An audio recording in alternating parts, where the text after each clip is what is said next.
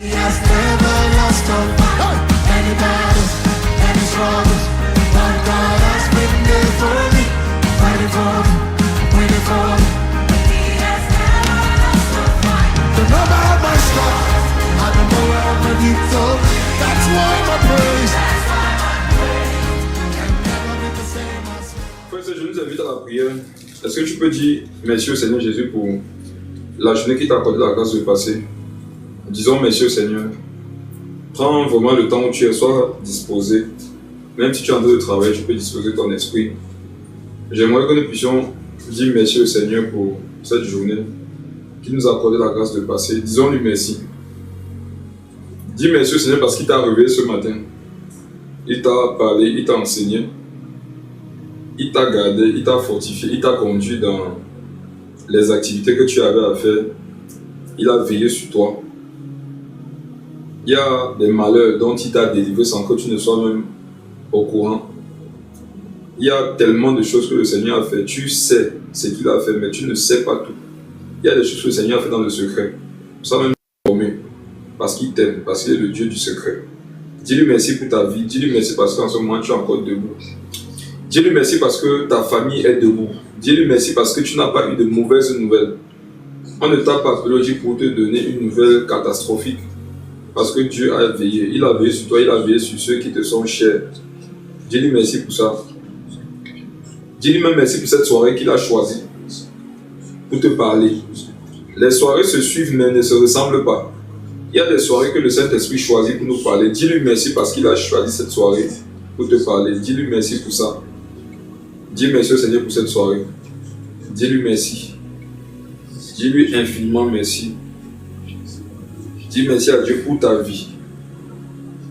Dis merci à Dieu pour cette soirée. Dis-lui merci parce qu'il va t'accorder la grâce de voir la journée de demain. Au nom puissant de Jésus. Amen. Mes frères, j'aimerais qu'on prie pour demander au Seigneur vraiment de disposer nos cœurs. On n'écoute pas la parole de Dieu avec les oreilles, on écoute la parole de Dieu avec son cœur. Prions pour que le Seigneur dispose nos cœurs, afin que nous puissions recevoir ce qu'il a prévu pour nous ce soir, afin que nous puissions ne pas passer à côté. Disons-lui merci au nom de Jésus. Seigneur, dispose nos cœurs, je t'en supplie. Dispose nos cœurs, Père, à recevoir ce que tu as prévu pour nous. Dispose nos cœurs, Seigneur Jésus, à pouvoir comprendre ta parole, non pas avec la chair, mais avec l'esprit. Donne de pouvoir l'aller, donne-nous l'humilité, afin que nous laissions cette parole à venir transformer tous les domaines de nos vies qui ont besoin d'un toucher de ta part. Seigneur Jésus, je te dis déjà merci parce que tu vas donner pour chacun la portion qui lui appartient. Merci Seigneur Jésus de disposer nos cœurs, de les purifier par ta parole. Donne de pouvoir comprendre les Écritures par le Saint-Esprit. Donne-nous la capacité de pouvoir mettre cette parole-là en pratique et de sortir délivrer notre Dieu Papa de cet instant, de sortir revêtu, de sortir rempli, de sortir encouragé, de sortir Papa boosté pour la suite. Que toute la gloire te revienne Seigneur au nom puissant de Jésus. Inspire-nous par ton esprit, conduis-nous en toutes choses. Sauve quelqu'un ce soir, guéris quelqu'un ce soir, délivre quelqu'un ce soir Seigneur Jésus. Descends dans cette pièce. Sois au contrôle, Papa. Sois avec chacun où il est, au travers de son téléphone, et que par la suite, ton nom soit glorifié dans nos vies, au nom de Jésus. Amen. Amen. Amen. Amen. Ok, on va clôturer le sujet que nous avons commencé depuis quelques semaines. Depuis quelques semaines, nous sommes en train de voir les erreurs à ne pas commettre dans une nouvelle année. La semaine passée, nous en avons vu 2. La semaine qui précédait, nous en avons vu 1. Et je me suis dit, après le mois de janvier, on va quitter sur ce sujet-là. Parce que je considère le mois de janvier comme étant le premier mois de l'année, comme vous tous d'ailleurs. Donc aujourd'hui, on va voir la dernière partie, si je peux dire ça comme ça, de ce message-là. Ce n'est pas qu'on aura tout dit sur le sujet, non. Mais ce qu'on aura reçu comme inspiration de la part du Saint-Esprit, on l'aura partagé. Aujourd'hui, nous allons finir avec la dernière chose que nous devons veiller à ne pas commettre cette année. Et pour ça, je vous invite dans Matthieu le chapitre 25. Matthieu le chapitre 25. Matthieu 25. Je t'invite à ouvrir ta Bible avec nous à la maison. On va partager ce soir sur la parabole des talents. Et quelle est l'erreur que tu ne dois pas commettre cette année? Cette année, tu ne dois pas cacher les talents que Dieu t'a donnés. C'est de ça que j'aimerais qu'on parle. Cette année, il ne faudra pas cacher les talents que Dieu nous a donnés. Amen. Donc nous sommes dans Matthieu, le chapitre 25. On va lire à partir du verset 14, posément. Matthieu 25, à partir du verset 14. Il en sera comme d'un homme qui, partant pour un voyage, appela ses serviteurs et leur remit ses biens. Amen. Amen. Première chose que nous devons expliquer ici, au verset 14. La Bible dit que il en sera de même. Il en sera comme d'un homme qui, partant pour un voyage, appela ses serviteurs et leur remit des biens. Situons-nous déjà dans le contexte, mes frères et sœurs. Dans notre contexte, qui est l'homme qui est parti en voyage? C'est Jésus-Christ. Le Seigneur est venu pour un moment, il a cohabité avec les hommes. Et il est retourné auprès de son Père dans les cieux. C'est ça qui peut être comparé à ce voyage qu'il a effectué. Mais on nous dit qu'en allant, avant de partir, il a remis ses biens à ses serviteurs.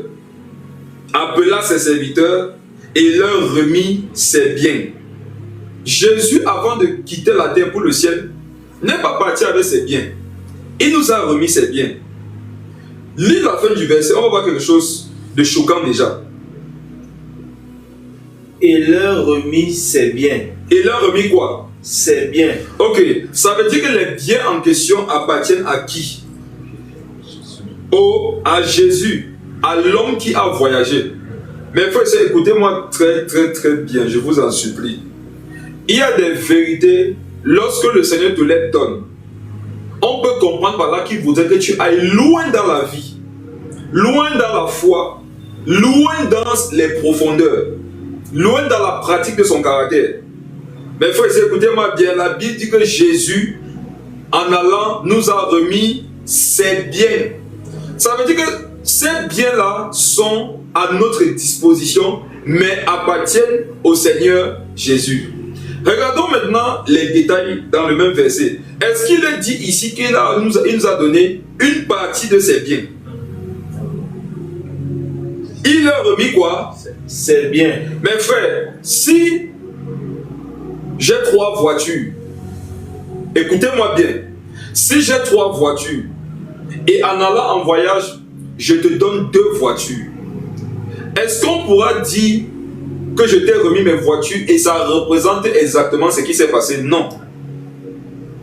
Pour représenter exactement ce qui s'est passé, on devra dire que je suis parti en voyage et je t'ai remis certaines de mes voitures. Pour spécifier que quand je t'ai donné mes voitures, il y en avait encore. La Bible nous fait comprendre ici que Jésus nous a remis quoi? Ses biens. Donc tous ces biens. On utilise ces biens lorsqu'on est là. Mais lorsqu'on va, qu'est-ce qu'on fait? On le laisse à quelqu'un. Rappelez-vous que nous sommes co-héritiers avec Christ. Jésus étant le fils aîné, il a tout hérité du Père. Et on hérite de quelqu'un après sa mort. Or, Jésus est mort, il est parti. Ça veut dire que tous les biens que Jésus avait hérités de son Père, vu qu'il ne peut pas aller avec ça, il nous a laissé ça. En partie ou en totalité. Si tu m'as bien compris, tu sais par là maintenant que Jésus nous a donné ses biens en totalité. Donc j'aimerais dire à quelqu'un ce soir que Jésus ne t'a pas donné lorsqu'il partait une partie de ses biens. Jésus t'a donné tous ses biens. Les biens qu'il avait hérités de son Père, il avait tout hérité de son Père. En allant en voyage, il t'a remis tous ses biens. Relis le verset dans ce contexte-là. Il en est comme d'un homme qui, partant pour un voyage, appela ses serviteurs et leur remit ses biens. Donc le Seigneur Jésus est parti il reviendra, mais en allant, il n'est pas allé avec les biens qui lui appartenaient, qu'il avait hérité de son père. Il nous les a totalement laissés. Et on dit au verset 15 qu'il n'a pas laissé ces biens-là sans une certaine formule. Lis le verset 15, s'il te plaît. Verset 15. Il donna 5 talents à l'un, 2 autres et 1 au troisième, à chacun selon sa capacité, et il partit. Amen. Amen. Commençons à être humbles. Mes frères et sœurs, il y a des choses que le Seigneur Jésus fait. Si tu n'es pas humble, tu seras contre lui. La Bible dit au verset 15 qu'il donna quoi? 5 talents à l'un. Au deuxième combien? 2. Et au troisième? 1.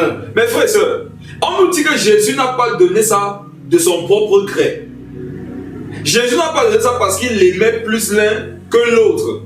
Quel a été le critère? Lis la fin du verset 15. À chacun selon sa capacité. À chacun selon Sa capacité. À chacun selon Sa capacité. Mes frères et sœurs, dans l'église, nous n'avons pas les mêmes capacités. Amen. Quand le Seigneur doit nous donner des talents, il nous donne des talents sur la base de nos capacités. Donc, quand tu as remarqué dans l'église que tu as tel nombre de talents qui t'a été donné par Dieu, ne sois pas frustré de ce que quelqu'un à côté de toi en a plus. C'est parce que c'est ta capacité. C'est parce que la capacité que tu as te permet de pouvoir gérer ce nombre-là. Il y en a qui aimeraient que Dieu leur confie certaines charges. Mais est-ce que si Dieu te confie ces charges-là, tes capacités vont te donner de les supporter? Beaucoup de personnes, lorsqu'elles se convertissent, veulent être de grands serviteurs de Dieu, de grandes servantes de Dieu. Beaucoup, lorsqu'ils donnent leur vie au Seigneur Jésus, leur projet, c'est que je dois être un grand homme de Dieu, un outil puissamment utilisé entre les mains du Tout-Puissant. Je dois être une grande femme de Dieu, une grande prophétesse, une femme par laquelle Dieu parle. Et beaucoup partent prier et ils s'attendent à ce que Dieu les exauce sur la base de leur prière. Mais est-ce que je peux vous dire une chose, mes frères? Dieu ne nous exauce pas sur la base de nos prières. Dieu ne nous exauce pas sur la base de nos motivations. Dieu ne nous exauce pas sur la base de nos souhaits, de nos désirs. Mes frères et sœurs, Dieu nous exauce sur la base de nos capacités.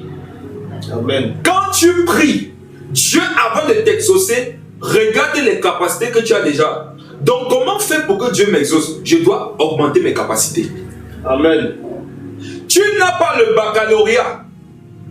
Tu demandes à Dieu, tu pries pour que Dieu t'établisse comme étant le directeur des ressources humaines d'une entreprise qui brasse des milliards. Parce qu'un jour tu as lu le verset qui dit « Car rien n'est impossible à Dieu ». Oui, je suis d'accord avec toi. Car rien n'est impossible à Dieu. C'est vrai. Mais ce que Dieu fait dans sa puissance est régi par certains principes. Et le principe que nous voyons ici, c'est que Dieu ne va jamais te confier 5 talents alors que tu n'as la capacité de n'en contrôler que 2. Dieu ne va jamais te confier 10 talents alors qu'il sait que tes capacités ne te permettent de contrôler qu'un seul. Quand tu veux que tu te donnes plus de talents, augmente tes capacités. Il y en a, au lieu d'augmenter vos capacités, vous augmentez vos heures de prière. Au lieu d'augmenter votre compétence intellectuelle, au lieu d'augmenter en réflexion, en formation, vous augmentez les moments de jeûne et de méditation. Vous allez maigrir pour rien. Un homme spirituel doit savoir les problèmes qu'on règle par la prière, les problèmes qu'on règle par la méditation, par le jeûne. Tu dois aussi être capable de discerner les problèmes qu'on règle en augmentant ses capacités. Dieu ne va pas donner 5 talents au lieu de 2 parce que tu as prié, mais parce qu'il t'aura vu augmenter tes capacités. Soyons bien calmes et fixés là-dessus. Dans l'église, on n'a pas les mêmes capacités. Et capacité parle de position. Ça veut dire que dans l'église, on n'a pas tous la même position. Je m'adresse à tous ceux à qui on a enseigné qu'on est tous frères là. On n'est pas tous frères dans l'église.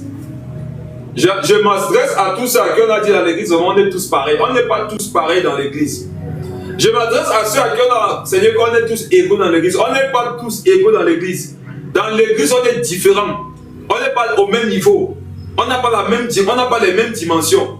On n'a pas les mêmes talents. On n'a pas les mêmes grâces. On n'a pas les mêmes niveaux d'autorité. Et il faut être humble pour reconnaître ça. Il donna à l'un 5 talents. Pourquoi? Il avait les capacités de gérer ces 5 talents-là. J'aimerais m'adresser à quelqu'un ici qui prie et qui fait des requêtes à Dieu. Est-ce que si Dieu exauçait ce pourquoi tu pries, tu t'en sortirais? Je prends des exemples de prières, les prières les plus connues. Seigneur Jésus, fais de moi un homme de réveil. Waouh, waouh, waouh, waouh, waouh. Amen. Ça, c'est l'une des prières que quelqu'un qui est converti au moins depuis 1 an a déjà fait au moins 5 fois. Une autre prière, c'est Seigneur Jésus, utilise-moi. Utilise-moi. Mais frère, est-ce que vous savez comment Dieu a su qu'il ne peut pas vous utiliser? C'est que généralement vous êtes plein dans la vie, les gens vous utilisent. Tu souffres mal de ce que les gens t'ont utilisé dans la vie. Mais tu veux que Dieu t'utilise. Regarde, quand Dieu utilise pire, c'est pire que l'utilité du monde. Tu te plains de ce que les hommes t'ont utilisé. Est-ce que tu vas supporter quand Dieu va t'utiliser? Parce que Dieu fait tout au-delà. Dieu fait tout avec exagération. Vous tous qui pleurez que les gens m'ont utilisé, les gens m'ont trahi, les gens m'ont pété reconnaissance, vous ne pouvez pas servir Dieu. Vous allez dire ça à Dieu un jour. Et je sais que les gens se disent que non, c'est quand même Dieu. Vous dites ça maintenant.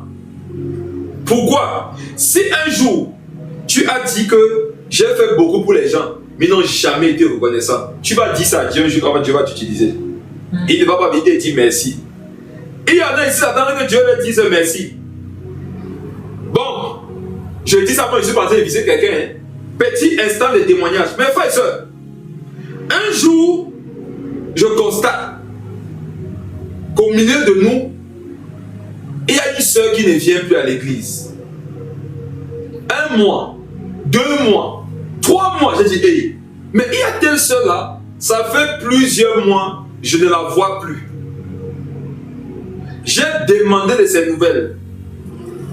Je n'en ai pas eu.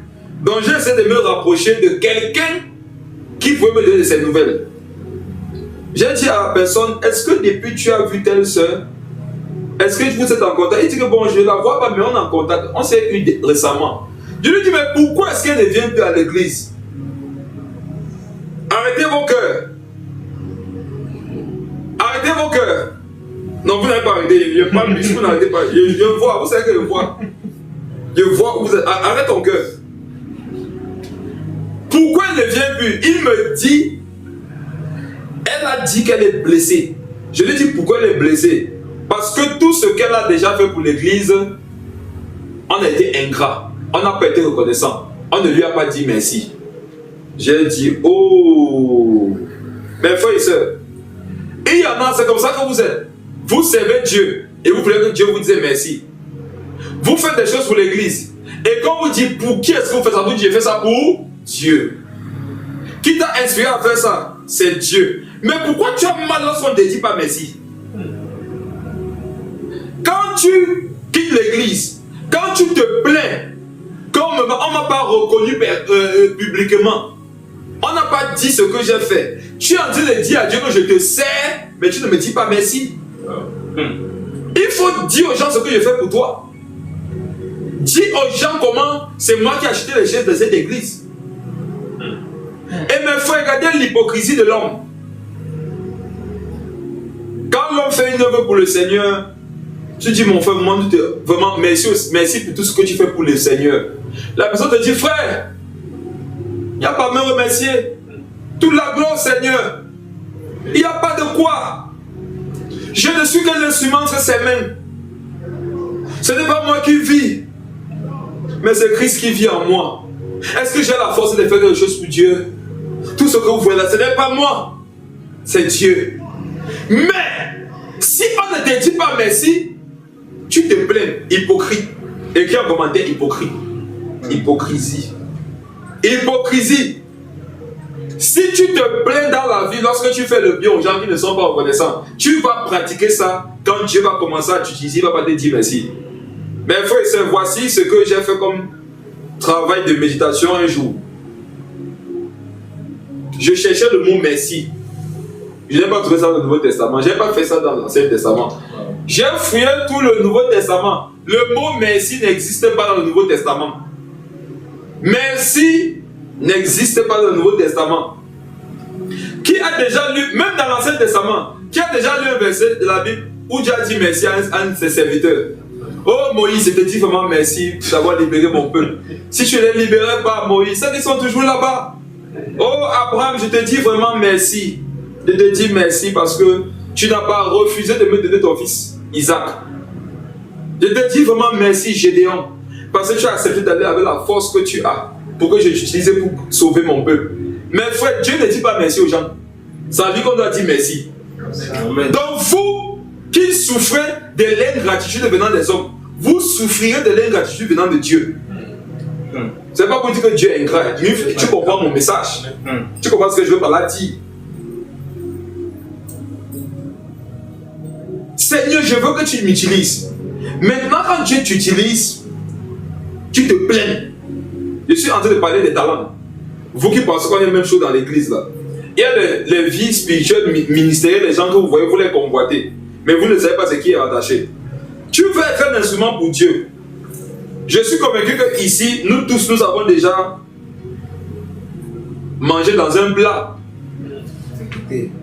Qui reconnaît devant Dieu, qui n'a jamais dit merci au plat dans lequel il a mangé ici? Qui reconnaît qu'après avoir mangé, n'a jamais dit au plat? Vous m'avez dit merci parce que chaque jour, tu acceptes de recevoir la nourriture que tu dois manger. Quand tu finis sur manger, qu'est-ce que tu fais du plat? Ouais, en bas du lit. Ouais, là-bas à la cuisine.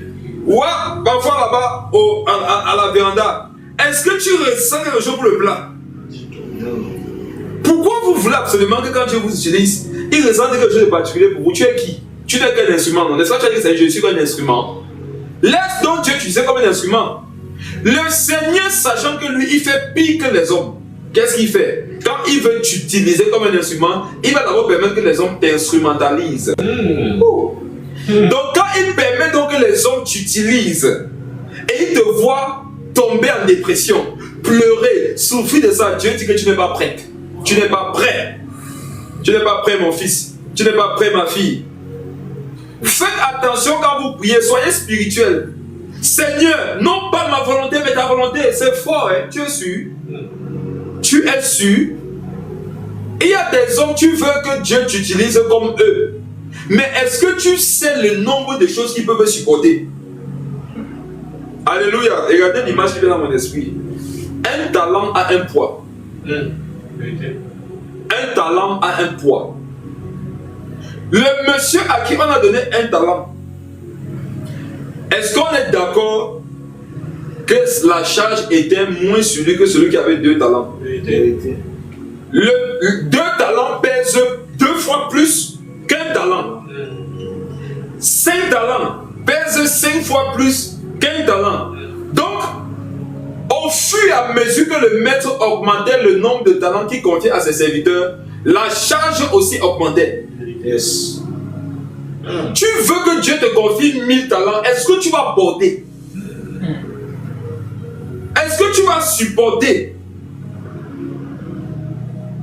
Tu veux que Dieu te confie un puissant ministère, mais est-ce que tu sais que dans un puissant ministère, les gens vont te blesser, les gens vont te mépriser, les gens vont te rabaisser, les gens vont être ingrats, les gens vont t'accuser. Seigneur Jésus, je suis en train de commenter vos prières. Utilise-moi pour sauver ma famille. Waouh! Tu es sûr que tu veux que Dieu t'utilise pour sauver ta famille? Ta famille dans la boue. Lorsqu'on veut enlever quelque chose dans la boue, on a besoin d'une pelle. Es-tu prêt à être une pelle propre qui va être trempée dans la boue? Il y a trop de choses que nous demandons à Dieu. Nous n'avons pas bien pesé nos paroles. Tu vas, ta famille est dans la boue. Tu sais, Jésus, utilise-moi pour les sauver, mais tu ne veux pas te salir. Comment Dieu fait pour t'utiliser? Comment est-ce que Dieu fait pour t'utiliser pour sauver ta famille qui est dans la boue sans que tu ne te salisses? Et pour peu que la famille se lève contre toi, c'est qu'on me persécute. On ne te persécute pas, c'est Jésus qui t'utilise. Change ton langage. Yes. On ne te persécute pas. On n'est pas en train de te rejeter. C'est Dieu qui exauce ta prière. Si je demandais aux gens ici, parmi les 3 serviteurs, tu aimerais être lequel? Mais c'est clair que chacun va dire que j'aimerais être le serviteur qui a reçu les 5 talents. Bien sûr que je vais être le serviteur qui a reçu les 5 talents. Mais quand on va arriver en bas, vous allez comprendre que le maître attendait plus de lui que de celui à qui il avait confié 2 talents. Non seulement le nombre de talents qu'il te donne pèse, mais malgré le fait que tu portes plus de poids que les autres, on attend plus de fruits que toi. On attend plus de fruits que les autres. C'est comme si, mes frères, regardez quelque chose. Les choses spirituelles, il faut bien les comprendre. Écoutez-moi. Qu'est-ce que ce verset veut nous expliquer? Le verset veut nous expliquer que quand Dieu te donne une aiguille, il y a une course qui va se faire. Quand Dieu te donne une aiguille, et il donne à un autre un immeuble, Dieu te charge d'une aiguille, il me charge d'un immeuble. Spirituellement parlant, il attend que moi je cours plus vite que toi. Sur le plan logique, on ne doit pas trop attendre de quelqu'un qui est trop chargé. Mais plus Dieu te charge, il t'attend loin. Yes. Alors qu'on est d'accord que lorsqu'on veut faire une longue distance, on ne se charge pas beaucoup. Vous voyez les gens qui vont en aventure là, mes frères et sœurs. Paraît-il que c'était parmi eux, parfois avant la traversée du désert, ils prennent 5 litres d'eau. Tu sais, quand tu apportes de l'énergie, 5 litres d'eau, c'est comme si tu ne portais rien. Marcher 5 km. Tu as l'impression que les 5 litres d'eau là, c'est une tine d'huile. Qu'est-ce qu'il fait? Il commence à prendre plutôt 2 bouteilles. À un moment donné, c'est pileless. Nous avons une sœur ici au Cameroun qui a beaucoup travaillé dans l'agronomie dans les coins reculés du Cameroun. Et une fois, elle me disait qu'il y a tellement de nourriture dans certaines zones, mais il n'y a pas de route pour acheminer ces aliments vers les coins urbanisés. Elle me dit qu'un jour, en rentrant de mission des brousses, parce qu'elle était dans le contrôle du cacao, il y avait des avocatiers où ils étaient partis faire le contrôle. Elle avait cueilli 3 avocats. Elle me dit les avocats étaient comme des papayes, tellement grosses, pures, 100% naturelles. Elle a mis les 3 papayes, les 3 avocats dans son sac à dos. Elle a commencé à marcher. Elle m'a dit que la distance était tellement longue qu'à un moment donné, elle avait l'impression qu'elle portait des tonnes. Elle a jeté ça. Wow. 3 avocats. Si je te dis ici, porte 3 avocats, tu vas me dire mais 3 avocats c'est rien. Marche avec ça longtemps. Notre Dieu, plus il te charge plus il t'augmente des charges, il attend que tu ailles loin. Or le monde nous enseigne que pour qu'on aille loin, il ne faudrait pas qu'on soit chargé. Quand tu voyages en avion, n'est-ce pas, on limite les charges. Pourquoi? On sait que si c'est trop chargé, l'avion ne va pas pouvoir décoller. Mais Dieu, lui, les avions spirituels, quand Dieu te donne une compagnie aérienne pilotée par les anges, il dit on charge l'avion jusqu'aux extrémités. Et c'est là que l'avion la file. Donc toi qui as l'impression que tu es fatigué et chargé là, non, tu es dans les bonnes conditions pour aller loin avec Dieu. Amen. Qu'est-ce qu'il a dit? Venez à moi. Il est où? Loin au ciel. Vous qui êtes fatigués et chargés. Donc ce qui nous donne la capacité d'atteindre Dieu, ce sont les charges. Yes. Quand Dieu veut te donner de le voir, quand Dieu veut te donner de le rencontrer, de te rapprocher, il va te charger. Il va te charger. Je sais qu'on t'a fait croire que marcher avec Jésus, c'est être déchargé. Au contraire, écoutez quelque chose, écoutez une parole.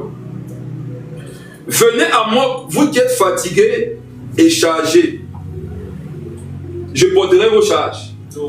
Non, non. Je porterai vos charges. Non. Je vous déchargerai. Non. Je vous donnerai. Non.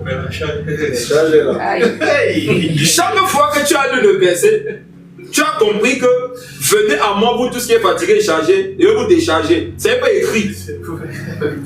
venez à moi, vous tous qui êtes fatigués et chargés, je vous donnerai du repos. Le repos, c'est quoi? C'est un état dans lequel le Seigneur te permet de vivre malgré la charge qui est sur toi. Yes. Le repos n'est pas l'absence de charge. Venez à moi, vous qui êtes fatigués et chargés. Confirmant ainsi que si tu es fatigué et chargé, non, tu peux arriver à moi.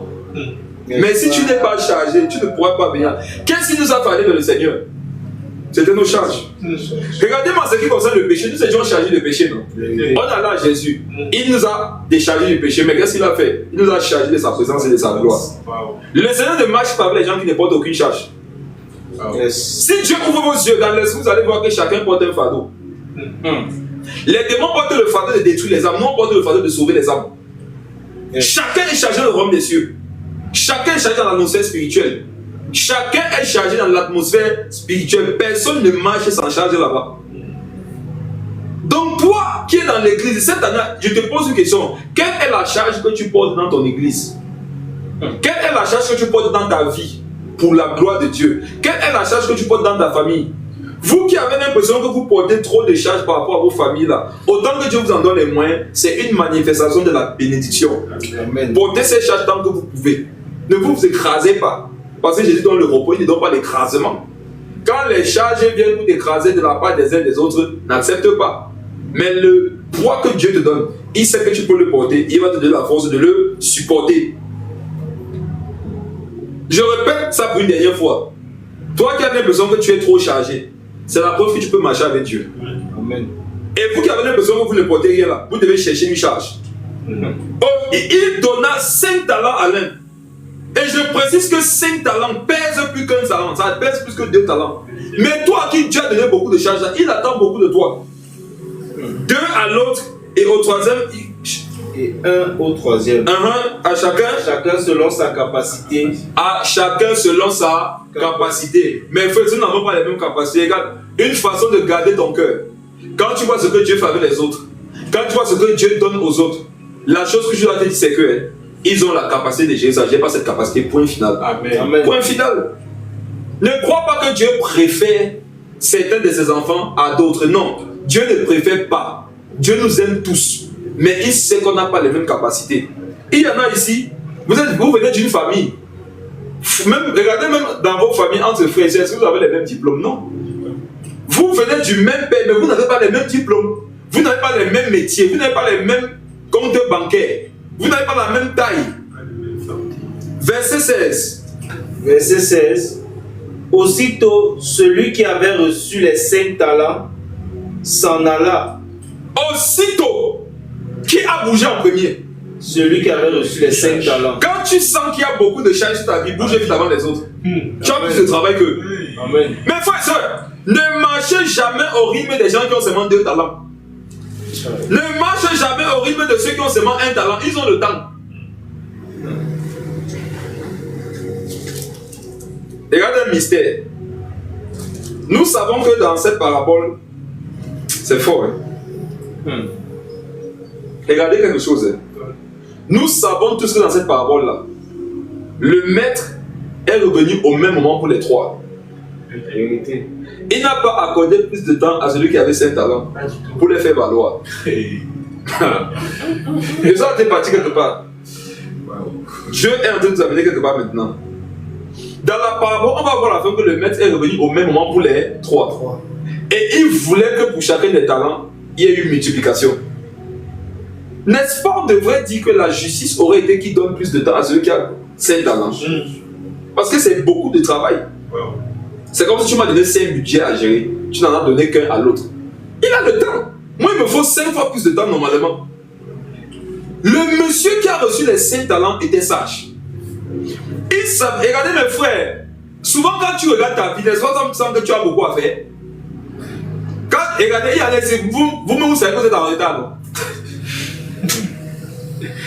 Dieu sera te donne beaucoup de talents parce qu'il voit que tu es en retard. Et dans la vie qu'on a retard, on se presse. Aussitôt, celui qui avait reçu les 5 talents, il l'a là. Mais frère et soeur, je prophétise que toi là, non, c'est toi qui as les 5 talents. Tu dois aller aussitôt. Si on dit qu'il est allé aussitôt, ça veut dire que celui de 2 talents et d'1 talent a fait quoi? Ils ont un peu pris le temps. Pourquoi? Ils n'avaient pas la pression. Ils n'ont que 1 et 2 talents. Aussitôt, celui qui avait reçu les 5 talents s'en alla. Plus tu sais que tu as des responsabilités, prends ta vie au sérieux, ne perds pas le temps. Regardez mes frères et sœurs, les enfants des riches se lèvent à 10 heures. Toi aussi, je te lève à 10 heures. Pendant que tu te regardes au miroir, tu te lèves aussi à 10 heures. Regarde un peu ta face. Tu te lèves à 10 heures. Tu comptes sur quoi? Qui t'a ensorcelé? Attends. Les enfants des autres ne veulent pas qu'on leur donne encore la punition d'aller en vacances en France. Toi aussi. Wow. Mes frères, les autres se permettent de dormir sans prier. Il y a des familles où les démons, c'est les démons de cas. Regardez mes frères, il y a des familles où le démon, c'est les démons de comment on appelle les démons qui aiment pousser à rester seuls là. La solitude. Oui, mais il y a les démons, il y a des familles où le seul démon qui travaille, c'est le démon de la solitude. Donc eux, leur péché, c'est j'aime rester seul dans mon coin. Je suis casanier, voilà. Je suis casanier. J'aime vivre en autarcie, quoi. Les hommes, ça fatigue. J'aime la paix, j'aime la nature. Ça, c'est un démon, on est d'accord. Mais regarde, eux là, non. Ils peuvent prier, ils peuvent dormir sans prier. Le seul démon qui va les traumatiser, c'est la solitude, la casagnerie. Et regarde, les démons de ta famille, les loups-garous, les dinosaures, dans ta famille, il y a tout. Il y a les facochers, il y a le porc, les totems. Et regarde, les mamie Wata, couche de mari de nuit, démons de meurtre, les démons qui étouffent, les démons qui bloquent sur le lit, les démons qui griffent. Dans ta famille, il y a tous les démons de la diaspora de l'Afrique centrale sont dans ta famille. Toi aussi, tu veux dormir sans prier. Les autres se permettent des choses, toi aussi. Mais frère, chacun doit être conscient de son niveau de vie, de la réalité spirituelle dans laquelle il vit, et prendre sa vie au sérieux. Mais frère, il y a des gens qui seront héritiers. Toi aussi, tu seras héritier. Les gens sont-ils manger 20 000? Tu veux aussi manger 20 000. En 20 000, c'est ton salaire de 3 mois. Tu veux mourir avant ton temps. Mais frère, quand on a beaucoup de charges, on ne se permet pas ce que font ceux qui ont peu de charges. Quand on a beaucoup de responsabilités, on ne perd pas du temps comme ceux qui en ont moins. Il avait 5 talents, beaucoup de charges, beaucoup de travail. On dit dès que le maître est parti, aussitôt, il s'est mis au travail. Toi qui m'écoutes là, aussitôt tu dois te mettre au travail. Par rapport à ta vie spirituelle, par rapport à ta vie sociale, par rapport à ta vie familiale, regarde le nombre de personnes qui faudrait que tu sois de la pauvreté. Regarde, dans ta famille, à part toi, qui mange bien avant de dormir? On parle de toi-même, tu dis Amen, c'est Amen par la foi. Est-ce que toi-même tu manges bien avant de dormir? Mais frère, c'est où? Moi j'ai grandi dans un contexte où, quand la maman partageait la nourriture, tu pensais que c'était pour des personnes en formation. Il y avait tellement de plats au sol. Tu croyais qu'il y a un camp de réfugiés là-bas. Il y en avait chez eux, à l'heure du repas, ils sont pas là, ils sont en balade. Et quand ils rentrent, ils trouvent les plats. Non, on pouvait tenter. Tu n'es pas là à l'heure où on partage, tu vas venir trouver quoi? Quelqu'un a regardé. Mes frères et sœurs, regardez, dans l'église, j'ai dit qu'on n'a pas les mêmes talents. On peut communier, prier ensemble dans la même église, mais chacun doit connaître sa réalité. Amen. Ne mélange pas ta réalité à celle d'un autre. On n'a pas les mêmes appels. On n'a pas les mêmes destinées. On n'a pas les mêmes combats. Tu vas marcher avec des frères qui te disent que non, eux ils jeûnent une fois par mois. Une fois par mois. Et ils jeûnent de quelle heure à quelle heure? De minuit à 6 heures. Il mange en journée, non? Il fait sa vie. Et quand il part dormir avec toi, il dit Seigneur Jésus, je veux jeûner cette nuit. Que ton nom me visite. Il dort toute la nuit et quand il se lève le matin à 6 heures, papa, je te rends grâce pour cette soirée de jeûne. Le frère là partage c'est toi. Et tu veux voir, il veut faire pareillement. Alors que toi, tes combats n'ont rien à voir avec ses combats. ta vie cette année doit être aussitôt pour ne pas cacher les talents que Dieu t'a donnés. Autrement dit, j'aurais pu dire ça autrement. Cette année, ne fais pas l'erreur de ne pas servir Dieu. J'aurais pu dire ça comme ça. Et c'est même comme ça que j'avais prévu le dire. Ne fais pas l'erreur cette année de ne pas servir Dieu. Parce que servir Dieu va te donner des talents et va te donner un style de vie. On dit aussitôt, ça veut dire que le monsieur était discipliné. Yes. Si tu n'es pas discipliné cette année, tu vas détruire ta vie. Aussitôt, celui qui avait reçu les 5 talents s'en alla. Les filles valoir. Oui. Et il gagna 5 autres talents. Donc de lui, on attendait quoi? Un talent pour chaque...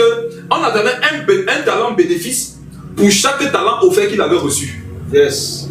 Mais frère, est-ce que vous savez que le nombre de grâces que Dieu nous a accordé, ça peut devenir contre nous des jugements? Le nombre de grâces que Dieu t'a donné, toi qui t'inventes là, c'est ça qui va être l'occasion de ton jugement demain.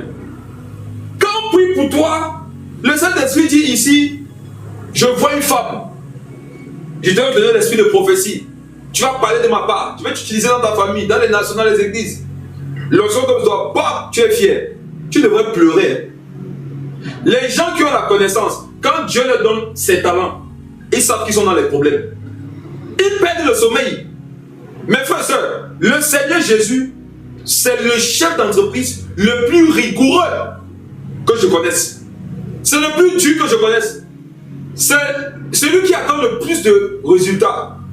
C'est la raison pour laquelle un chrétien qui a une bonne communion avec Dieu, il doit avoir de bons résultats au travail.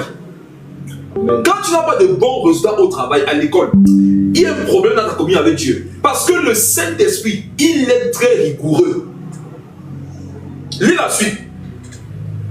Verset 17. De même, celui qui avait reçu les 2 talents en gagna 2 autres. Celui... Donc de chacun, on attendait minimum un fruit de ce qu'ils avaient reçu. Est-ce que vous êtes maintenant d'accord avec moi, mes frères? C'est que personne ici ne peut compter les grâces que Dieu lui a confiées. Vérité. Donc tu dois être aussitôt en mouvement pour le Seigneur, afin de faire valoir cette grâce, cette talent qu'il t'a donné. Il y a des gens ici, elles pensent à dire, Dieu m'a accordé la grâce de chanter. Toi à qui Dieu a accordé la grâce du chant qui ne chante pas, tu vas mourir, tu vas aller en enfer. Oui. Vous allez voir à la fin que le monsieur qui n'a pas fait voilà son talent, on l'a jeté en enfer. Je vais vous prouver qu'on l'a jeté en enfer. Vous qui avez des grâces et des talents, des biens que Dieu vous a confiés et qui ne les faites pas valoir, c'est l'enfer qui vous guette. Je vais vous démontrer ça avec les Écritures. C'est devenu comme un slogan pour beaucoup. Vraiment, moi je sais que j'ai la grâce pour faire ci. Moi je sais que j'ai la grâce pour faire ça. Et année après, on te voit ne rien faire. Regarde, le maître revient. Il va te demander des comptes. Tu as remarqué que lorsque tu chantes, les cœurs sont touchés.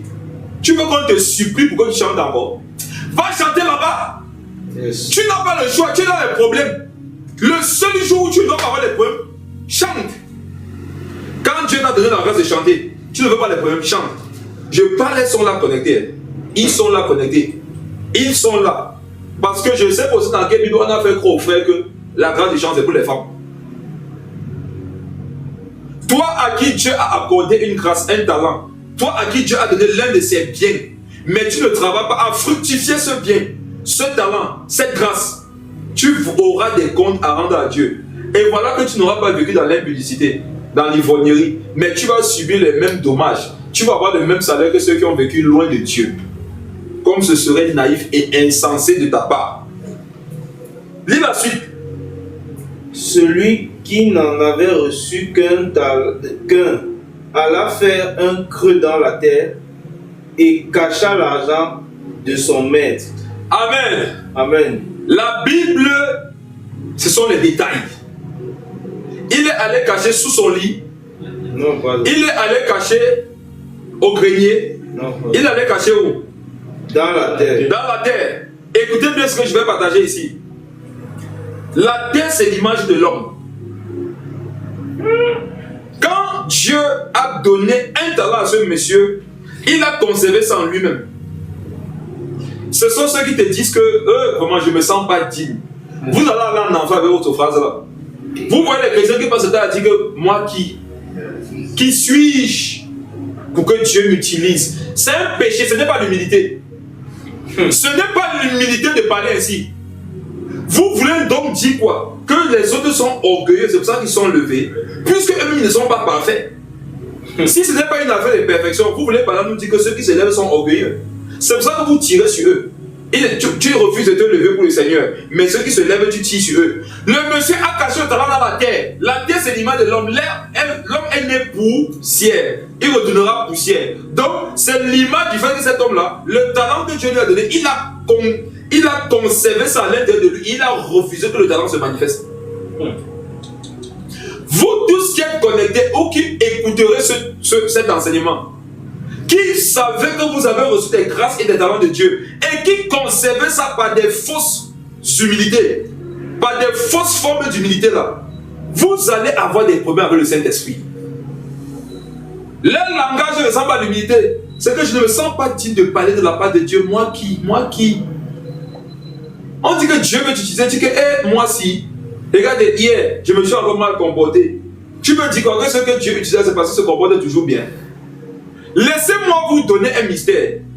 Dieu ne nous utilise pas parce que nous sommes parfaits. Écoutez, Dieu ne nous utilise pas parce que nous sommes parfaits. Dieu nous utilise parce qu'il veut nous perfectionner. Amen. Qui est d'accord avec moi que si tu achètes une voiture neuve, tu n'utilises jamais, mais la voiture va se détruire.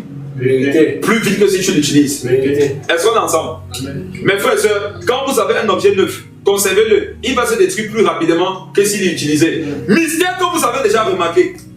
Qui comme moi a déjà vu qu'une maison bien construite, avec finition, mais qui n'est pas habitée, se dégrade plus rapidement qu'une maison habitée? Vérité. Mes frères et sœurs, je sais de quoi je vous parle. Nous sommes l'église ici au Cameroun, dans la ville de Yaoundé, est située à Mélène. Nous avons fait des travaux ici et nous sommes ici régulièrement. La maison vit. Où nous étions avant, je suis reparti là-bas une fois. Les travaux avaient été faits. La maison avait été nettoyée avant sa libération. Mais quand je suis parti, la maison était tombée en lambeaux. Pourquoi? Parce que la maison n'était pas utilisée. Lorsque tu ne laisses pas Dieu t'utiliser, tu t'uses plus rapidement. Tu te détruis vite. Quand Dieu t'utilise, ce qui va se détruire va réparer parce qu'il est en train d'utiliser. Quand tu utilises une voiture, s'il y a panne, tu la répares. Mais quand tu utilises une voiture, quand il y a panne, qui s'en occupe? Personne. Et la voiture va se détruire là-bas pour toujours. Le monsieur est parti garder le talent à l'intérieur de lui. Et si tu disais pourquoi tu ne multiplies pas le talent que Dieu t'a dit, il va dire que je ne sais pas comment il peut faire ce que peut faire pour servir Dieu. Il y en a ici, ils sont dans les églises, ils disent que moi je ne sais pas ce qu'il peut faire pour Dieu. Est-ce que tu as posé la question? Est-ce que tu es allé voir ton pasteur? Est-ce que tu es allé voir un frère qui est responsable et tu lui as dit j'aimerais servir le Seigneur? Et on ne t'a donné aucune tâche. On peut te donner des conditions pour servir dans tel département, soumets-toi, après c'est Dieu. Mais dans tous les cas, un enfant de Dieu qui n'est pas en train de servir le Seigneur, il est en train de détruire sa vie. Et il n'est pas en train d'utiliser les talents, les grâces et les biens que le Seigneur lui a confiés. Et ça va créer des dommages dans sa vie. Et ça va être aussi un blocage pour ceux dans les vies desquels Dieu voulait l'utiliser.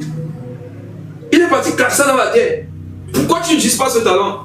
Non, je ne me sens pas digne. Je n'ai jamais jeûné 40 jours.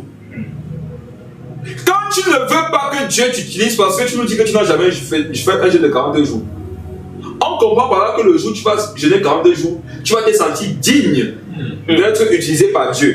Et si les gens te disent qu'ils n'ont jamais jeûné 42 jours, même si tu vois Dieu les utiliser, tu vas dire que non, ce n'est pas celui, c'est le Saint-Esprit qui agit. Faites attention, vous qui voulez vous lever pour servir le Seigneur parce que vous avez vu à vos propres yeux que vous êtes digne de le servir, vous serez rejeté. Comme le pharisien qui croyait qu'il méritait venir prier debout en regardant le Seigneur frappant son thorax comme étant quelqu'un qui a tout accompli. Il y avait un autre qui était courbé, il ne regardait même pas Dieu. La Bible dit que c'est lui qui est rentré justifié. Ne serve pas Dieu les spirituels, serve Dieu les charnels. Je te donne un conseil. Si tu as remarqué que tu ne grandis pas la foi, commence à servir Dieu. Le service implique un niveau de discipline. Le service militaire t'oblige à être dans certaines disciplines que tu ne pensais pas être capable de suivre. Lorsque tu suis Dieu, lorsque tu sers Dieu, tu vas voir qu'il y a des capacités que tu pensais ne pas avoir qui vont commencer à se manifester. On va te confier des cas. Le cas là va te montrer que mon ami, tu dois prier, sinon tu ne vas pas t'en sortir.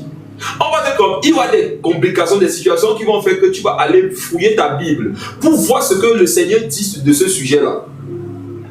Tu vas te confronter à des difficultés qui vont te donner de chercher en toi toutes les capacités que Dieu a mises pour pouvoir solutionner le problème. Mais quand tu n'es en train de ne rien faire, qu'est-ce que tu fais? Tu vas rester tranquille. C'est la raison pour laquelle je vous donne un conseil.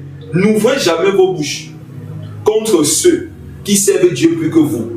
Même s'ils tombent, même s'ils ont des difficultés, vous ne savez pas ce à quoi ils sont confrontés.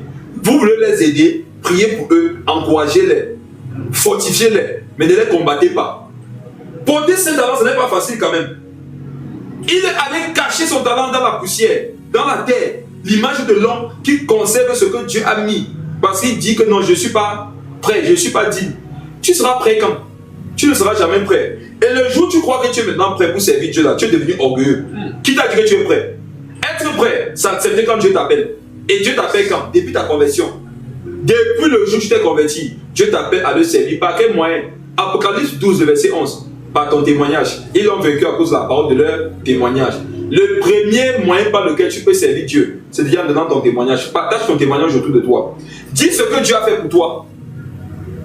Explique comment il t'a sauvé du péché. Comment il t'a guéri d'une maladie. Comment il t'a donné la paix du cœur. Amen. Prie pour les sujets qui te viennent à l'esprit lorsque tu intercèdes. Tu seras ainsi en train de servir Dieu. Maintenant, si le Seigneur te demande de te lever spécifiquement pour faire une œuvre, obéis. Ne regarde pas à toi. Pour servir Dieu, on ne doit pas regarder à soi. On doit regarder à celui qui a appelé au service. Amen. Pour servir Dieu, ne regarde pas à toi. Regarde à lui, Dieu, qui t'a appelé. Et dis, Seigneur Jésus, si toi tu m'as appelé, tu sais comment tu vas faire avec moi pour que j'arrive à faire ce à quoi tu m'appelles. Sinon, moi, je ne pourrais pas m'en sortir. Après avoir fait ça, lève-toi quand même. Amen. Il allait cacher ça. Avec des langages qui ressemblent à l'humilité. Je sais qu'il y en a ici, ça vous concerne. Sortez de ça. Amen. Va prêcher l'évangile. Oh, moi, j'ai jamais lu le Nouveau Testament. Tu as lu où dans la Bible que pour pouvoir prêcher l'évangile, il faut avoir lu tout le Nouveau Testament. Viens chercher ce démon. Oh, je n'ai jamais jeûné 42 jours. Qui t'a dit que pour chasser ce démon, tu as jeûné 42 jours? Tu as lu ça dans quel verset biblique? C'est Dieu. Et même les oppositions vont te donner davantage de te consacrer. Et après cette consécration, reviens le servir et continue ton service. Lis la suite, mon frère. Verset 19. Longtemps après, le maître de ses serviteurs revint et il leur fit rendre compte.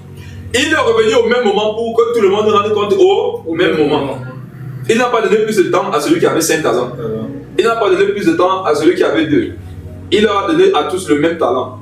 Toi qui as l'impression que tu as plus de charge que les autres, le Seigneur sait que tu peux faire dans le même temps ce que eux, ils ne peuvent pas faire diviser par 5. Écoutez-moi bien. Tu as l'impression que les autres n'ont pas beaucoup de charges, mais toi tu en as beaucoup. Et vous avez le même temps. C'est parce que Dieu sait que tu peux produire plus de fruits qu'eux, alors que tu as plus de charges, alors que vous avez reçu le même temps. Yes. Ça montre que tu as vraiment des capacités. N'oubliez pas qu'il a partagé les talents selon les capacités. Ne te dis pas que Dieu est un peu trop dur avec toi. Non, c'est qu'il y a des capacités que tu as. C'est pour ça qu'avec toi c'est un peu plus dur qu'avec les autres. Eux, ils ont besoin d'une heure pour effectuer cette tâche. Toi, tu as besoin de 20 minutes. Or, pour une heure, 20 minutes là, c'est combien de fois? 3 fois. C'est pour ça que tu te donnes 3 fois plus de charge que certaines personnes. Parce que dans le même temps, tu peux faire la même chose que là, multiplié fois 3.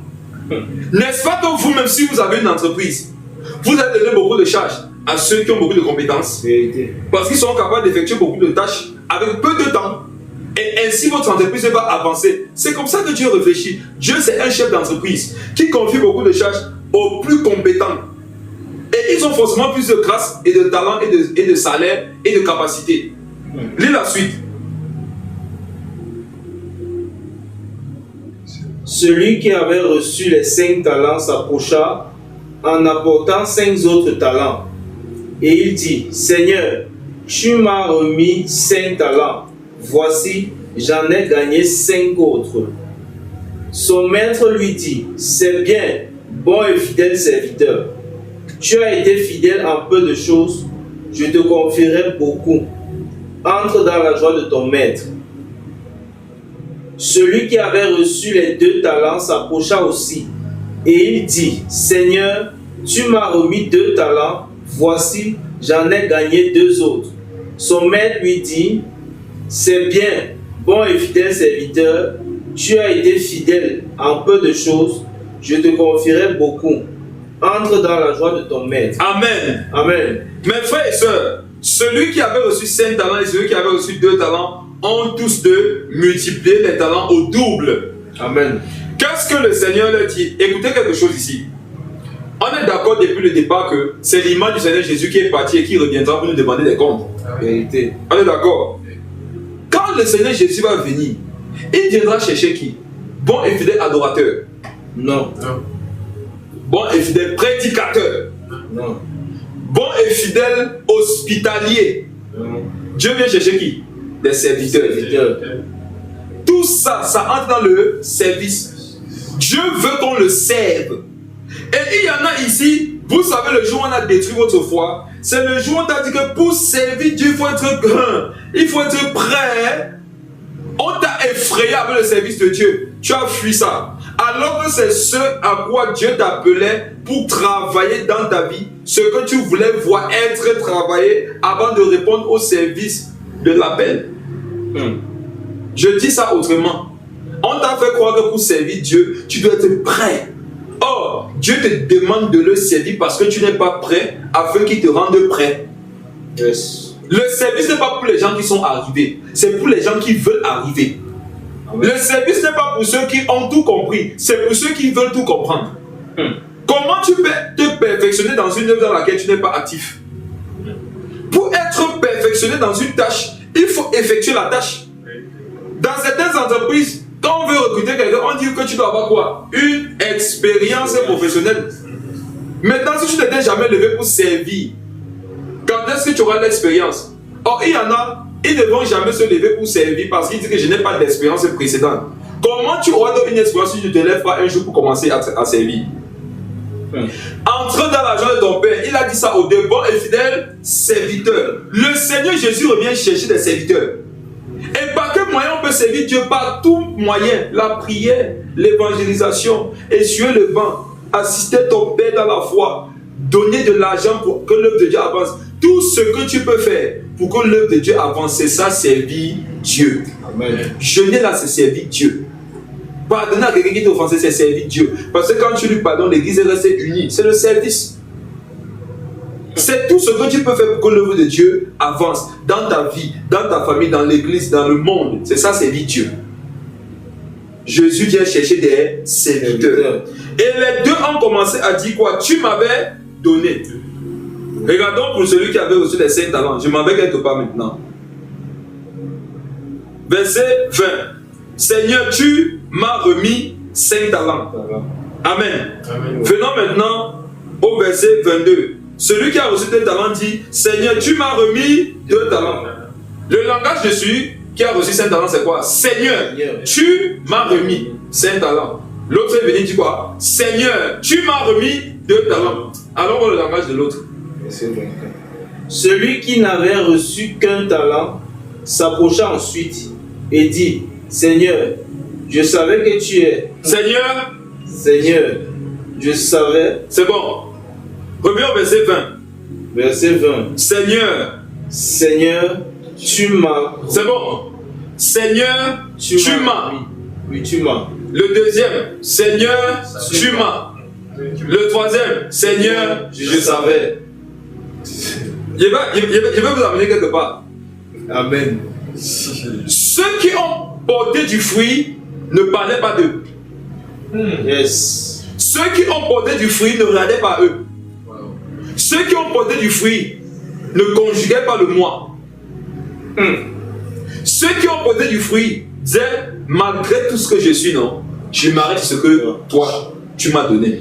Sur ce que toi, tu m'as dit. Yes. Le troisième a dit que je savais. Je savais. Tu savais quoi aussi? Ce que tu savais là devait mourir lorsque tu t'as donné. Quand tu veux servir Dieu, ce que je sais doit mourir devant ce que tu as donné. Qu'est-ce que Dieu... Regarde, tu dois chercher dans ta vie qu'est-ce que Dieu t'a donné. Amen. Tu prends ça pour écraser ce que tu penses savoir. Yes. Je savais que je ne peux pas chasser un démon si je n'ai pas lu toute la Bible. Mais tu me dis, chasse les démons. Quand Dieu te donne un ordre, ça vient éloigner une mauvaise connaissance. Amen.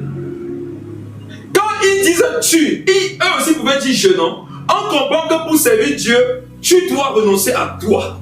Amen. À ce que tu sais, à ce que tu penses, et dis qu'est-ce que Dieu m'a donné, qu'est-ce que Dieu m'a dit, qu'est-ce que Dieu a décidé, qu'est-ce qu'il a ordonné.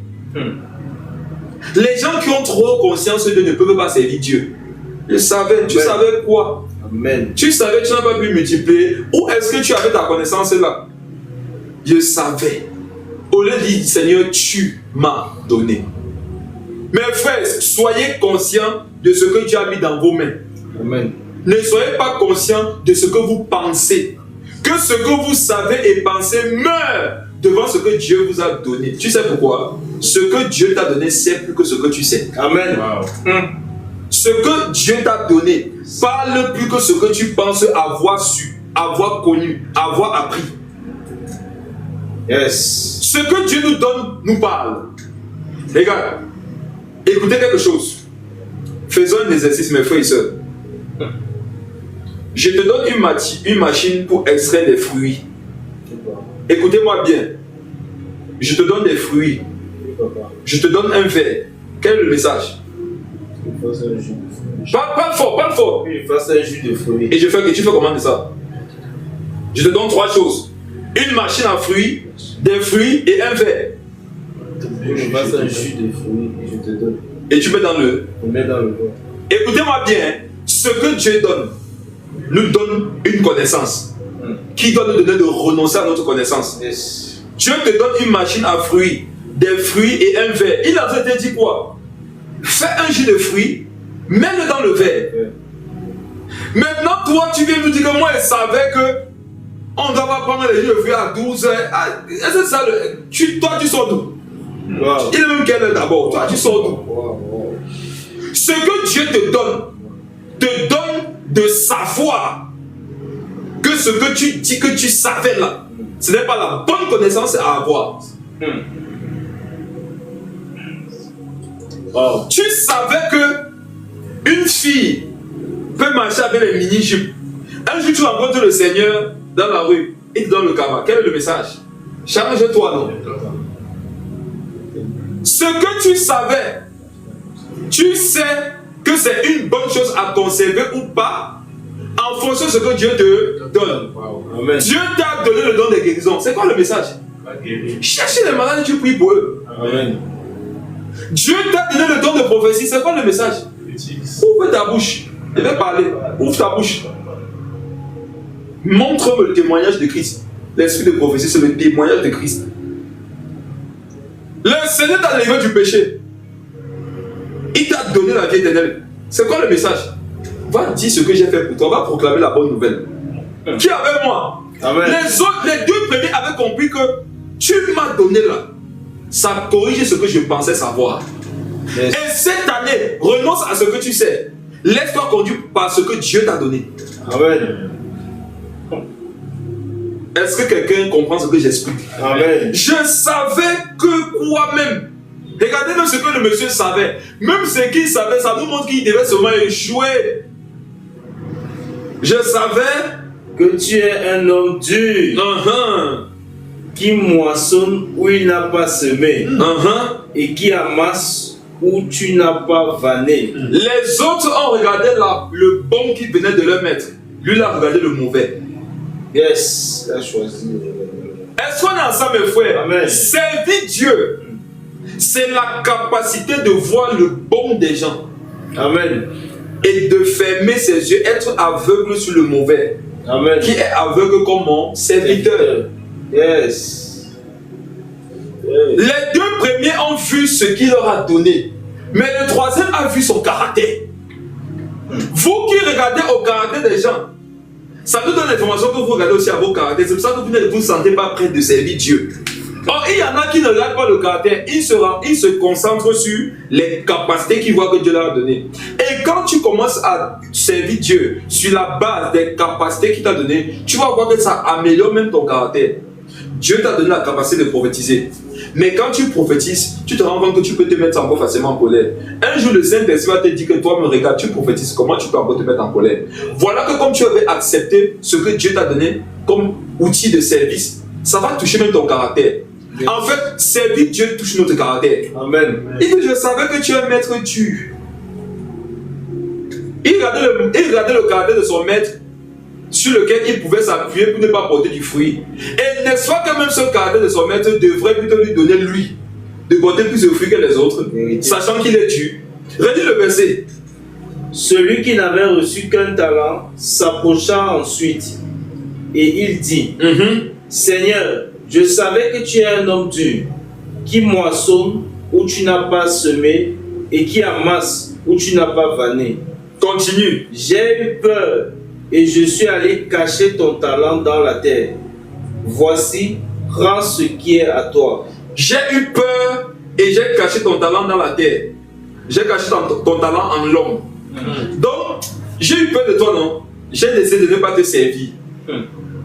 Est-ce que c'est logique? Tu as peur de moi, tu devrais plutôt faire ce que je te demande de faire. Tu as peur de moi, tu fais le contraire. Ce n'est pas que la peur, c'est du mépris aussi. Yes. Prends ce qui est à toi. Mes frères et sœurs, quand le monsieur dit prends ce qui est à toi, ce monsieur est terrible. Je savais que tu moissonnes où tu n'as pas semé. Ça veut dire que tu viens récolter où tu n'as pas investi. C'est ça. Donc tu savais ça, maintenant tu viens seulement me donner ce qui est à moi comment? Tu dis bien que moi non, je viens souvent prendre ce qui n'est pas à moi.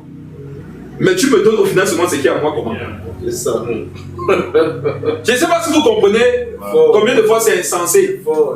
Lui, il était censé porter plus de fruits que les autres. Parce qu'il savait que son maître vient moissonner, lui n'a pas. Il vient moissonner, lui n'a pas semé. Et amasser, lui n'a pas vanné. Mais au final, tu lui donnes seulement ce qui est à toi, alors que tu savais qu'il aussi qui n'était pas à lui. Quand le Seigneur Jésus est parti, qui est à lui? Ses enfants. Qui n'est pas à lui? Les païens. Quand il va venir, il veut quoi? Il veut qu'on lui présente des anciens païens qui sont devenus ses enfants. Amen.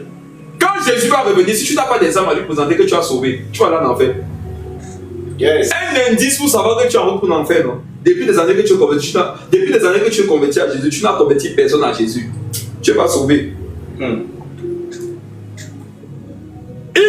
Il dit, prends ce qui est à toi. Mais frère, je vais vous dire quelque chose ce soir. Le Seigneur ne veut pas que ce qui est à lui. Il veut aussi ce qui n'était pas à lui. Les talents qu'il nous a donnés, c'est pour qu'on aille dans le royaume de celui qui n'est pas à lui. Prendre les choses qui ne sont pas à lui. Venir les lui donner pour que ça devienne maintenant à lui. Pour que désormais ça lui appartienne. La force spirituelle que Dieu t'a donnée, c'est pour que tu ailles dépouiller Satan des choses qui sont à lui pour venir donner ça à Dieu. Amen. En fait, non, Dieu c'est un receleur. Yes. Quand tu ne donnes pas à Dieu de savoir que là il est un receleur, il va te chasser.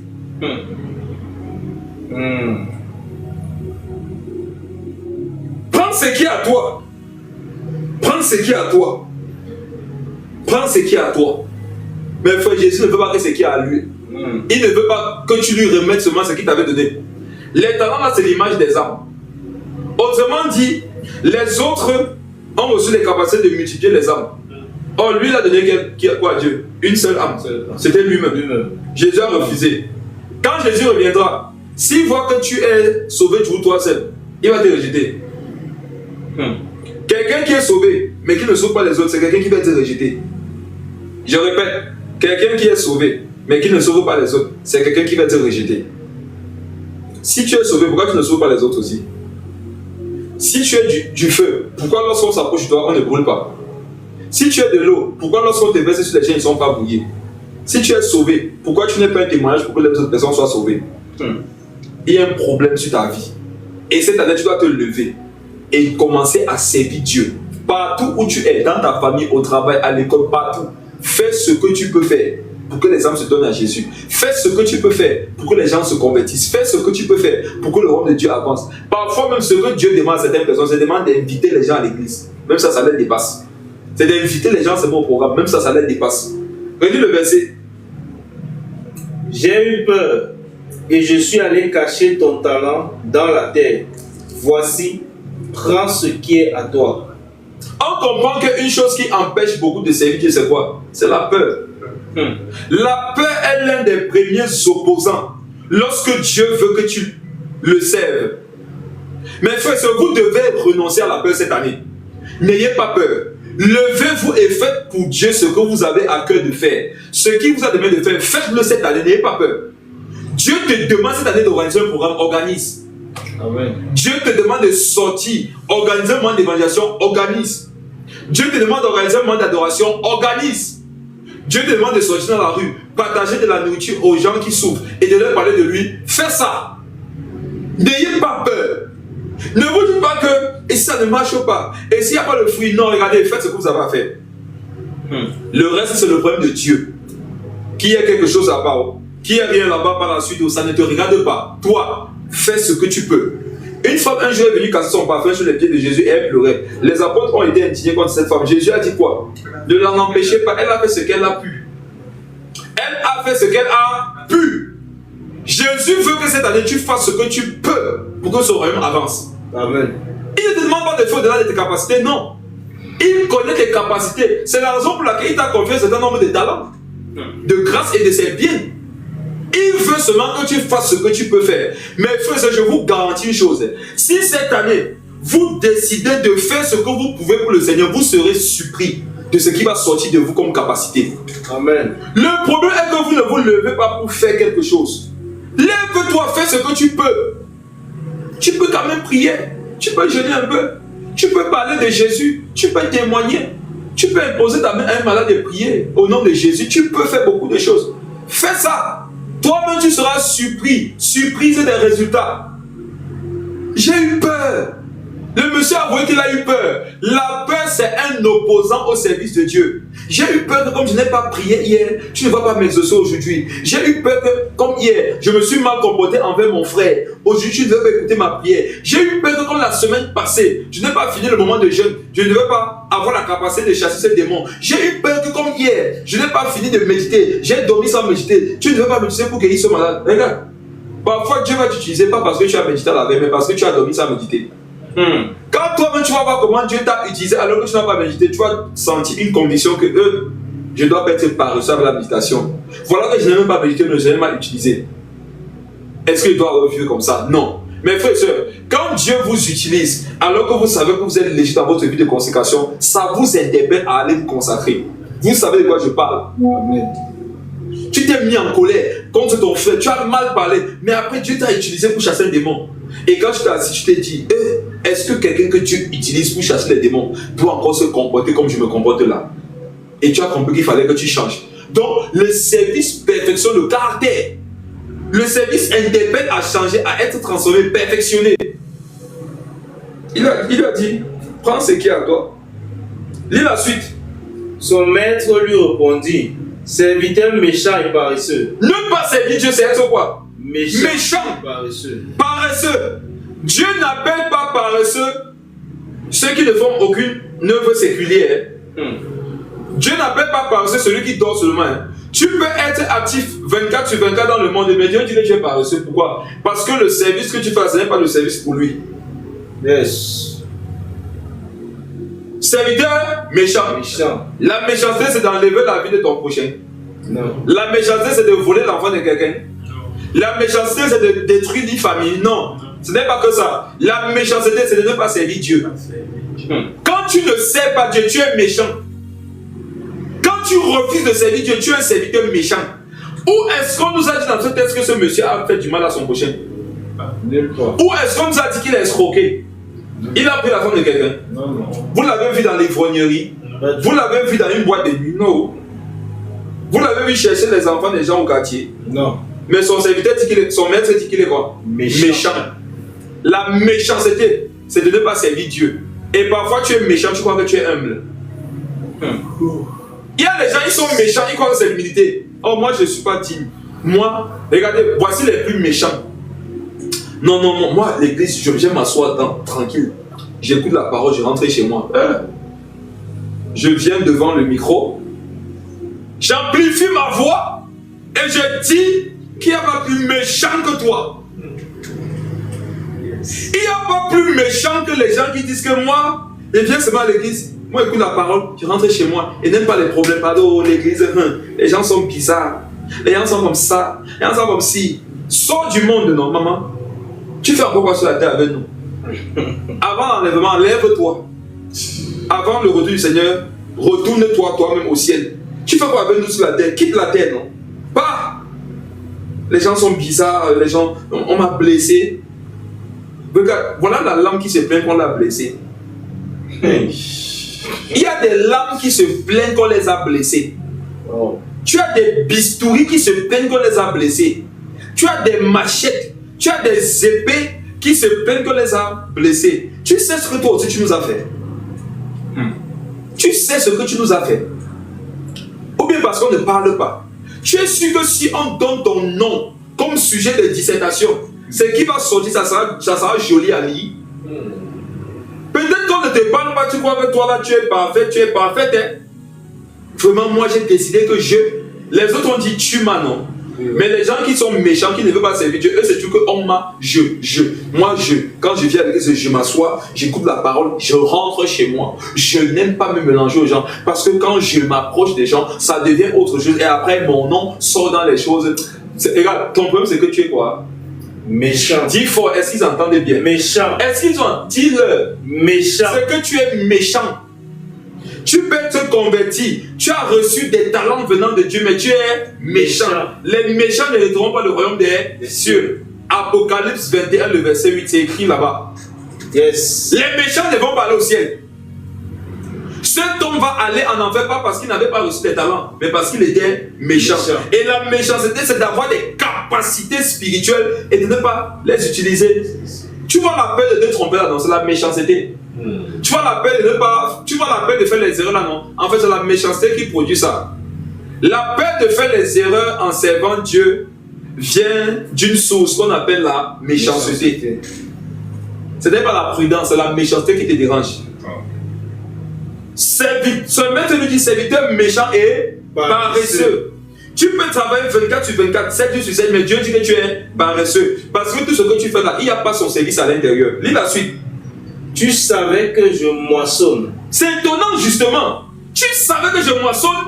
Où je n'ai pas semé. Où je n'ai pas semé. Et que j'amasse. Et que j'amasse. Où je n'ai pas vanné. Je n'ai pas vanné. Et comment tu viens me donner seulement ce qui est à moi? Toi donc tu devais produire plus que les autres. Lis la suite. Il te fallait donc remettre mon argent au banquier. Et à mon retour, j'aurais retiré ce qui est à moi avec un intérêt. Le Seigneur vient chercher des personnes qui lui auront gardé des intérêts. Wow. Si le Seigneur ne trouve aucun intérêt dans ta vie, tu ne vas pas aller au ciel. Le ciel, non, c'est un lieu de récompense pour des personnes qui auront multiplié des choses avec intérêt pour Jésus. Amen. Regarde ta vie, qu'est-ce que tu as multiplié comme intérêt? Ce n'est la haine, l'hypocrisie, les blessures, l'orgueil, la médiocrité spirituelle. Il y en a ici, non? Tout ce que vous avez avec intérêt, c'est l'orgueil. Il y a les sœurs ici, elles sont tellement orgueilleuses avec les intérêts. Il y a d'autres frères, ils sont tellement dans la légèreté avec les intérêts. Donc si les gens cherchent où on peut acheter la légèreté, ils peuvent vite te voir. Tu auras toujours la marchandise à leur ventre. Il y en a ici, leur bouche, les mauvaises bouches. Ils humilient les gens, ils insultent, ils rabaissent. Il y en a les mains que Dieu leur a données pour le service, c'est pour bagarrer. Ils sont violents avec intérêt.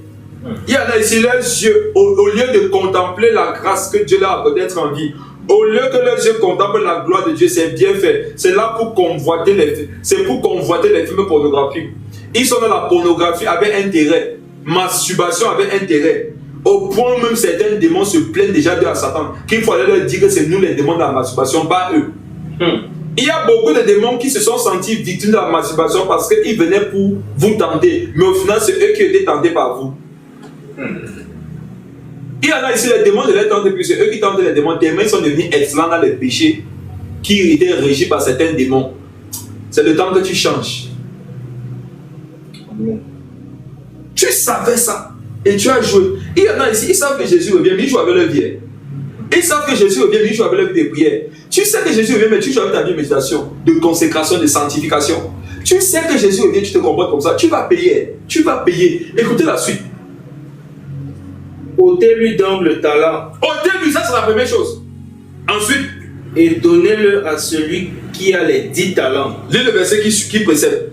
Verset 27. Oui. Il te fallait donc remettre mon argent au banquier. Il te fallait remettre mon argent. Au banquier. Lis la suite.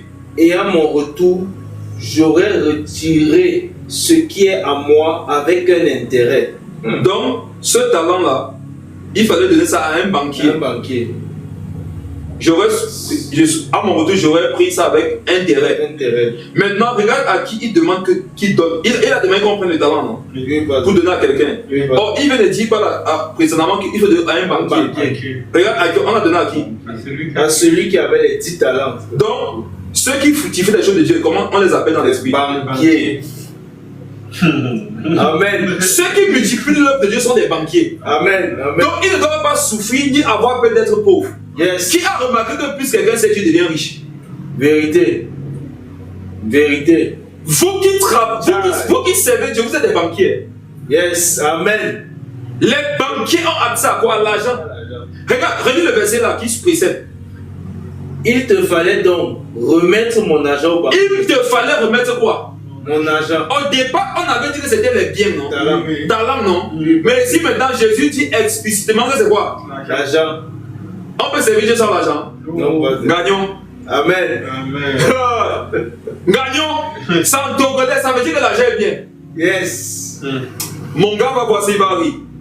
Il y a mon gars qui connaît ça, c'est notre code. Yes. Il te fallait remettre ça au banquier. Et par la suite, il remet à celui qui a multiplié les 5 talents. Oui, pardon. Donc, celui qui a multiplié les 5 talents, Dieu le connaissait comme étant un banquier. Quand tu veux être un banquier de l'esprit, cherche les âmes. Amen. Impossible de chercher le salut des âmes et être pauvre. Amen. Je sais de quoi je vous parle. Plus tu amènes les âmes à Dieu, il augmente le budget de ta banque. Amen.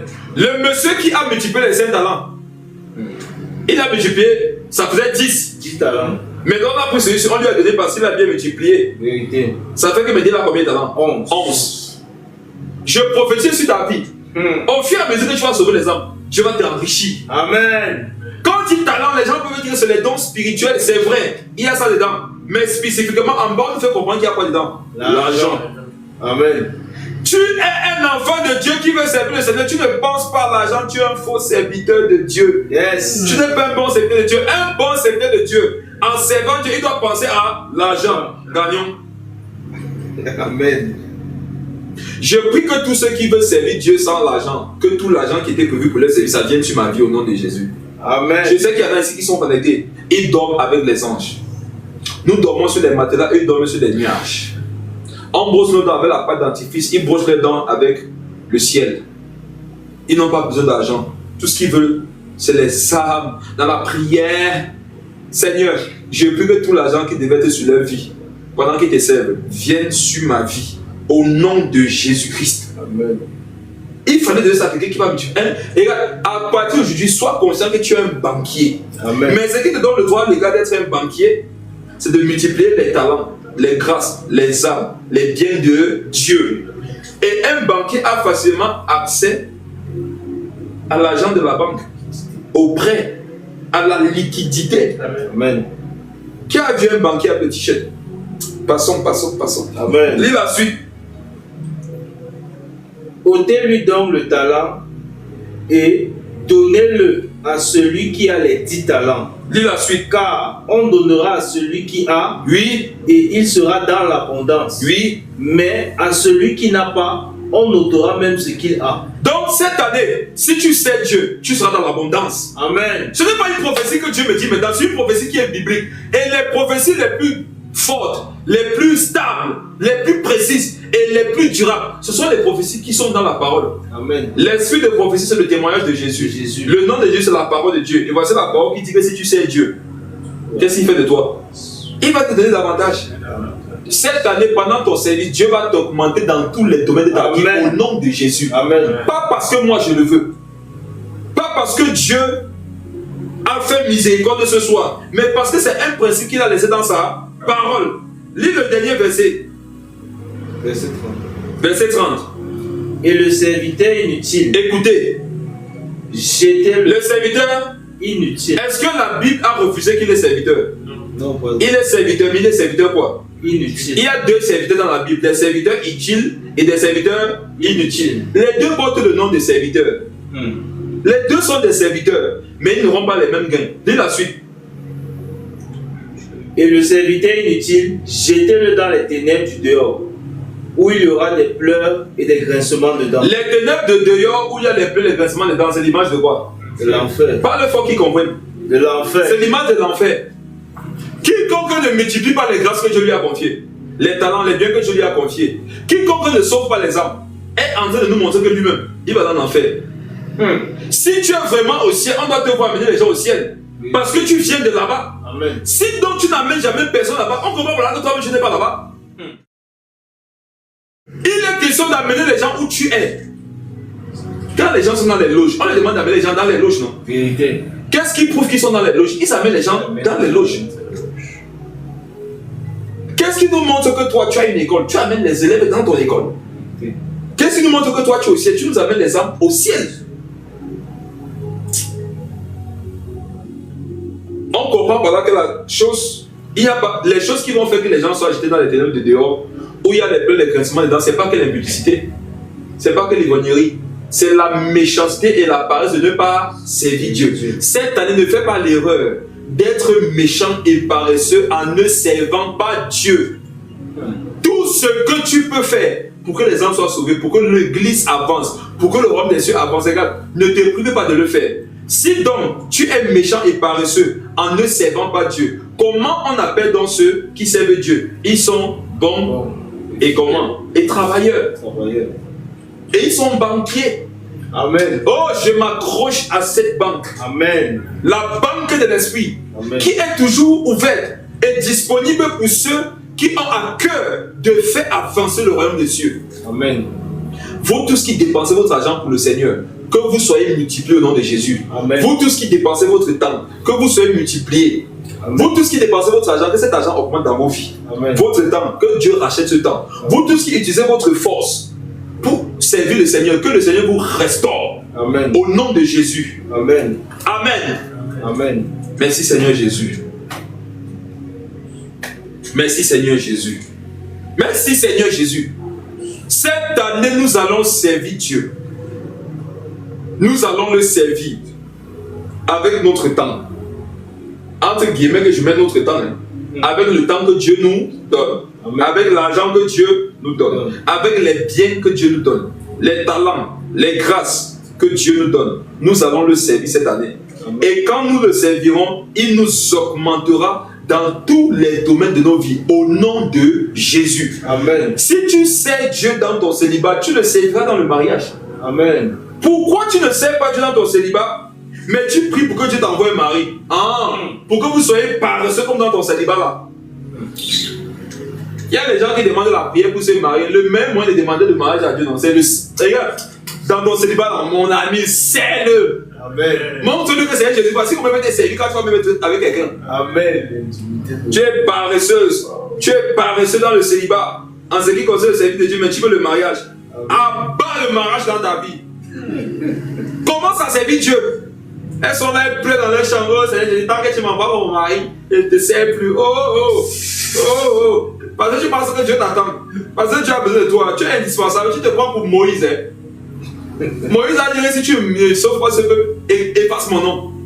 Dieu a senti que ne peut pas, le ciel sans Moïse, ce n'est pas Moïse.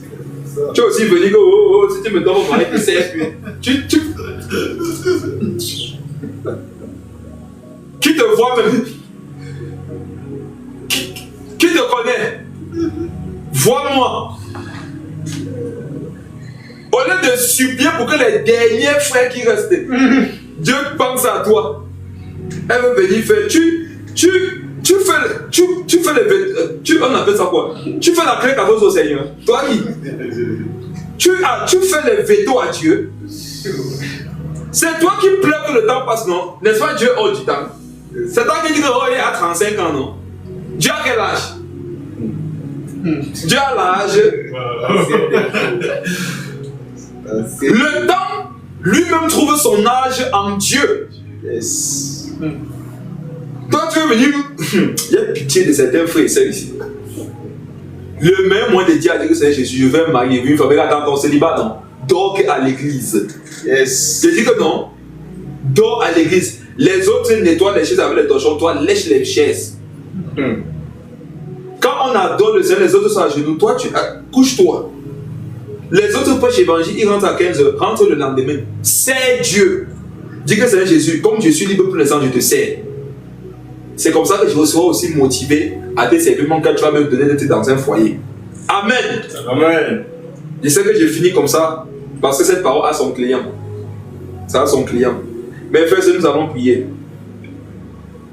Dis merci au Seigneur et dis-lui que cette année, tu veux être un bon et fidèle serviteur.